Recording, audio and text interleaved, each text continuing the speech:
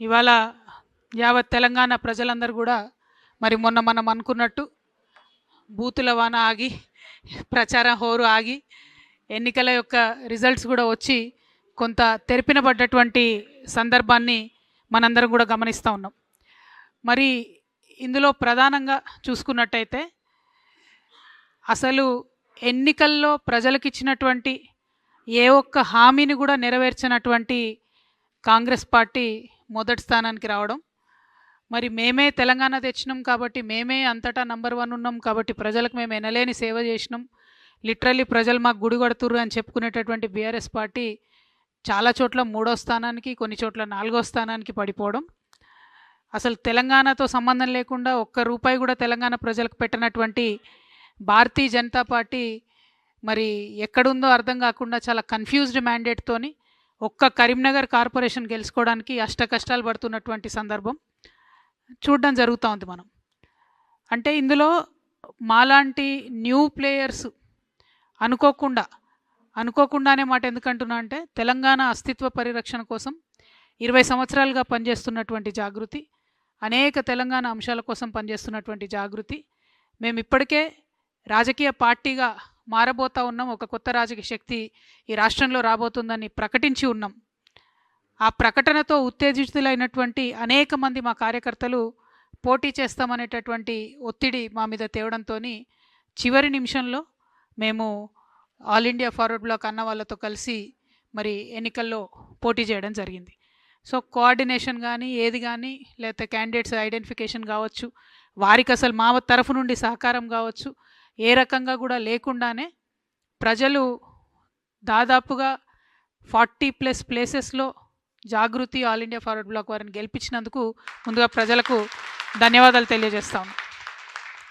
33 అఫీషియల్గా మనకు నంబర్ కనబడుతుంది. చాలా దగ్గరగా టెక్నికల్గా ఏం జరిగిందంటే ఇండిపెండెంట్స్ అని చెప్పి బీఫామ్ నింపినటువంటి వాళ్ళు మళ్ళీ మనం తర్వాత బీఫామ్ ఇవ్వచ్చు అనుకుంటే అట్లా కుదరక చాలామంది గెలిచి ఉన్నారు. ఆ ఇండిపెండెంట్స్ అందరు కూడా జాగృతితోని ఆల్ ఇండియా ఫార్వర్డ్ బ్లాక్తో ఉన్నటువంటి వాళ్ళు అందరినీ కూడా లెక్కేసుకుంటే మనకు 40+ వచ్చినారు.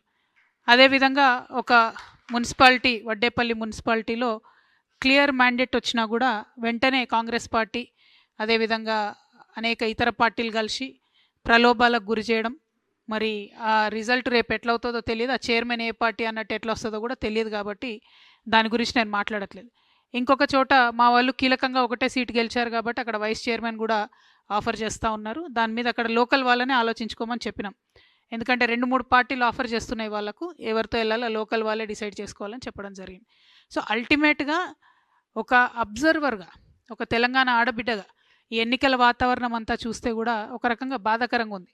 ఎందుకంటే ముఖ్యమంత్రి గారు పోయినసారి ఎన్నికలలోనే నేను చెప్పడం జరిగింది, మీరు కంప్లీట్గా చట్టాలను ఉల్లంఘించి ఎలక్షన్ కమిషన్ యొక్క అన్ని రకాలైనటువంటి పరిమితుల్ని అధిగమించి మీరు పంచాయతీలలో ఎన్నికలైనప్పుడేమో ప్రభుత్వ ఖర్చుతోని మున్సిపాలిటీలలో ప్రచారం చేస్తున్నారు, మున్సిపాలిటీలలో ఎన్నికలైనప్పుడేమో ప్రభుత్వ ఖర్చుతోని మీరు గ్రామాలలో ప్రచారం చేస్తున్నారు. ఏ రకంగా చూసినా మీరు అన్ని రకాలుగా రాజ్యాంగబద్ధమైనటువంటి చట్టాలన్నింటినీ అతిక్రమిస్తూ ఉన్నారు. దానికి ఎలక్షన్ కమిషన్ ఏమనట్లేదు, దానికి ప్రధాన ప్రతిపక్షం ఏమంటలేదు. అవి ఒక పక్కన పెడితే అసలు పట్టణాలలో కాంగ్రెస్ పార్టీ చేసిన అభివృద్ధి ఏంది అనే ప్రశ్న కూడా వేయడం లేదు. పైగా మున్సిపల్ శాఖ మంత్రిగా కేటీఆర్ గారే ఉన్నారు. అంతకుముందు నేను మున్సిపల్ శాఖ మంత్రిగా మొత్తం అన్ని మున్సిపాలిటీలని తీర్చిదిద్దినా అని చెప్పినటువంటి కేటీఆర్ గారు మరి అలా 16 స్థానాలు వచ్చినా 17 స్థానాలు రాగానే మాకు ఈ మాత్రం వచ్చుడే ఎక్కువ, ఆనాడైతే కాంగ్రెస్కి అది కూడా రాకుండా చేసినాం మేమని చెప్పి ఆయన చెప్తా ఉన్నారు. అంటే ఒక విచిత్రమైన స్థితి ఈ రాష్ట్రంలో నెలకొన్నది. డెఫినెట్గా ఈ రాష్ట్రంలో ప్రజలు మాలాగా కొత్తగా ఒక మంచి ఎజెండాతో వచ్చే వాళ్ళకు స్వాగతిస్తారనేటటువంటి విషయాన్ని నిన్నటి ఎన్నికల ఫలితాలు రుజువు చేసినాయని చెప్పి నేను బలంగా నమ్ముతా ఉన్నా. At the same time Congress party గౌరవ ముఖ్యమంత్రి గారు నిన్న మాట్లాడుకుంటూ నేనే రాజు నేనే మంత్రి అనేటటువంటి మాట మాట్లాడినారు. అంతేకాకుండా నేను 10.5 సంవత్సరాలు నేనే ముఖ్యమంత్రిగా ఉంటా, నాకు ఒక 6 నెలలు బోనస్ వస్తుంది అంటున్నాను. 6 నెలలు మీకు బోనస్ వచ్చడేమో కానీ రైతులు బోనస్ రాక ఏడుస్తున్నారు అక్కడ. ఆ ముచ్చట మాట్లాడండి ముఖ్యమంత్రి గారు మీరు. ఇంకో పక్కనేమో రాజగోపాల్ రెడ్డి గారు మంత్రి పదవి ఇస్తావా లేకపోతే ముఖ్యమంత్రి పదవి గుంజుకోవా అని ఆయన సవాల్ చేస్తుండు, బస్తీ మీద సవాలని. ముందు ఆ పనులు చూసుకోండి మీరు. ఈ రెండిటికన్నా ముఖ్యమైనది ఏంటంటే మీరు ప్రజలకు ఇచ్చినటువంటి వాగ్దానాన్ని దయచేసి దృష్టి పెట్టండి. బీఆర్ఎస్ పార్టీ అట్టర్గా ఫెయిల్ అయింది కాంగ్రెస్ పార్టీ యొక్క తప్పుల్ని ఎక్స్పోజ్ చేయడంలో. అందుకే కాంగ్రెస్ పార్టీకి ఈ మున్సిపాలిటీస్లో బెటర్ రిజల్ట్ వచ్చిందని నేను అనుకుంటా ఉన్నా. లేకపోతే ప్రజలు మాత్రం ఆల్టర్నేట్ లేక వేసిరు తప్పితే ఉండి కాదు.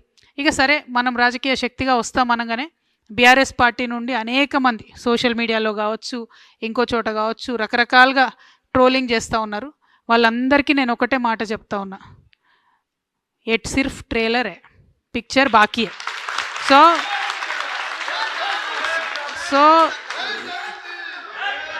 సో ఇప్పుడే ఇప్పుడే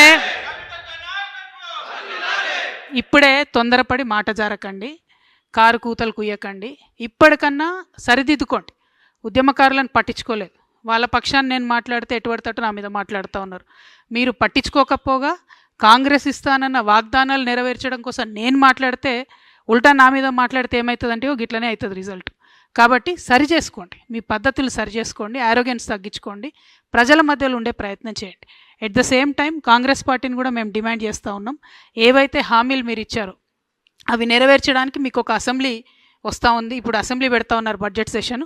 అందులో అన్నీ కూడా మీరు హామీలు నెరవేర్చాలని చెప్పి నేను కోరుతా ఉన్నాను. ఇంకొక విచిత్రమైన పరిస్థితిని మనం గమనించాం. ఇక్కడ ఒక్కొక్క మున్సిపాలిటీలో ఒక్కొక్క రకమైన పొత్తు, కానీ మేజర్ మున్సిపాలిటీల్లో మాత్రం నార్త్ మొత్తంలో కూడా బీజేపీ బీఆర్ఎస్ అన్నట్టుగా కనబడుతూ వచ్చింది. సౌత్ మొత్తం కాంగ్రెస్ ఎక్కువ కనబడ్డది. నేను ఇదివరకు కూడా చెప్తూ వచ్చిన నా పొలిటికల్ అబ్జర్వేషన్ ప్రకారం బీజేపీ బీఆర్ఎస్ పొత్తుకు ఇది తొలి మెట్టుగా నేను భావిస్తూ ఉన్నా. మరి ఇక్కడ నుంచి ఎట్లయితుంది ఏంది అన్నది అబ్జర్వ్ చేస్తూ ఉండాలి, కానీ తొలి మెట్టుగా నేను భావిస్తూ ఉన్నా. ఇంకొక మాట కూడా నేను చెప్తా ఉన్నా, నిన్న కేటీఆర్ గారు మాట్లాడుతూ సిపిఐ పార్టీ కార్మికుల హక్కుల కోసం బాగా పనిచేసింది కాబట్టి కొత్తగూడెంలో నేను ఓపెన్ ఆఫర్ ఇస్తున్నా అని చెప్పారు. అంటే బీఆర్ఎస్ పార్టీ ఎంత దుస్థితికొచ్చిందంటే, మనం ఇదివరకు సిపిఐ సిపిఎం పార్టీని తోక పార్టీ అనేది బీఆర్ఎస్ వాళ్ళు. అంటే ఇప్పుడు ఆ తోక పార్టీకి తోకగా మారిపోయింది బీఆర్ఎస్ పార్టీ. వాళ్ళు అడగనే లేదు, వీళ్ళే ఓపెన్ ఆఫర్ ఇచ్చి మేమే ఇస్తాం పొత్తు అని చెప్తారు. కానీ ఇక్కడ నాకున్న అభ్యంతరం ఏంటంటే, సిపిఐ పార్టీకి సంబంధించి ఏఐటియుసి వాళ్ళు సింగరేణిలో అన్ని హక్కులను కూడా పొడగొట్టిరు. కార్మికులకు ఉన్నాయి, ఒకటి కాదు రెండు కాదు, లెక్క పెడితే ఒక 20 హక్కులు కార్మికులకు ఉన్నాయి, పోగొట్టిరు వాళ్ళు. మొన్న నైని కుంభకోణం జరిగితే వాళ్ళు ఒక్క మాట కూడా మాట్లాడలేదు. వాళ్ళతో వీళ్ళు పొత్తు పెట్టుకుంటా అంటారు. ఇంకొక మాట, ఇదే సిపిఐ సాంబశివరావు గారు అసెంబ్లీలో నిలబడి కాళేశ్వరం విషయంలో కేసీఆర్ గారిని బీఆర్ఎస్ పార్టీని ఎన్ని మాటలు అన్నారో కేటీఆర్ గారు ఒకసారి చూడాలి. చూసినాక కూడా పొత్తు ఓపెన్ ఆఫర్ అంటే మరి ఆయన చేసిన ఆరోపణలన్నిటికీ బీఆర్ఎస్ పార్టీ ఒప్పుకున్నట్టు అవుతుంది. ఒకవేళ లోకల్గా ఎక్కడన్నా వాళ్ళది వాళ్ళు సరి చేసుకోవడం వేరు, కానీ బీఆర్ఎస్ యాజ్ ఎ పాలసీ సిపిఐతో మేము పొత్తు పెట్టుకుంటున్నాం, అది కూడా కార్మికుల హక్కుల కోసం అంటే మాత్రం ఇది నయవంచన. ఎందుకంటే సిపిఐ పార్టీ కంప్లీట్గా కాంగ్రెస్తోని మిలాఖత్ అయి ఉన్నది. ఈ 2 ఏళ్ళుగా వాళ్ళతో ఉన్నారు. మెడికల్ బోర్డు ఒక్కరోజు కూడా పెట్టలేదు సింగరేణిలో. సిపిఐ మాట్లాడదు, బీఆర్ఎస్ మాట్లాడదు. మళ్ళీ మాట్లాడితే జాగృతి మాట్లాడాలి, లేకపోతే హెచ్ఎంఎస్ రియాజ్ అన్న మాట్లాడాలి. అంటే కార్మికుల హక్కులు వాళ్ళకి అవసరం ఉన్నప్పుడు మాట్లాడరు, కానీ మీకు పొత్తులు వచ్చినప్పుడు ఒక కవరింగ్ లెక్క, ఒక షీల్డ్ లెక్క మాత్రం కార్మికుల హక్కులు అని మాట్లాడుకుంటే కార్మికులు నమ్మరు. సింగరేణిలో కూడా ఎన్నికలు వస్తున్నాయి, దాంట్లో కూడా జాగృతి హెచ్ఎంఎస్ పొత్తు ఉంటుంది.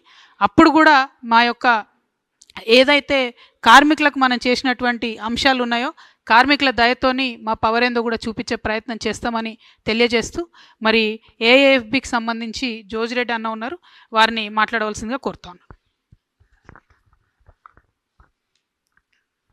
అందరికీ నమస్కారం. హిట్ టీవీ యాప్, ఇందులో short news, live news, entertainment shows, movies, digital magazines తో పాటు మీ జిల్లా వార్తలను కూడా ఫ్రీగా చూడొచ్చు.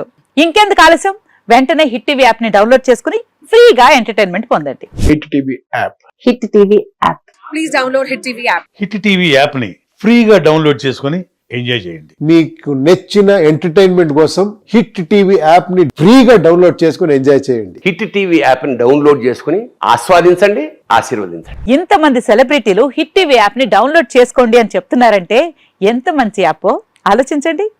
అమెరికా అమెరికా అమెరికా అమెరికాలో చదవాలనుకునే వాళ్ళకి విశ్వసనీయమైన పేరు మన శౌర్య కన్సల్టెన్సీ.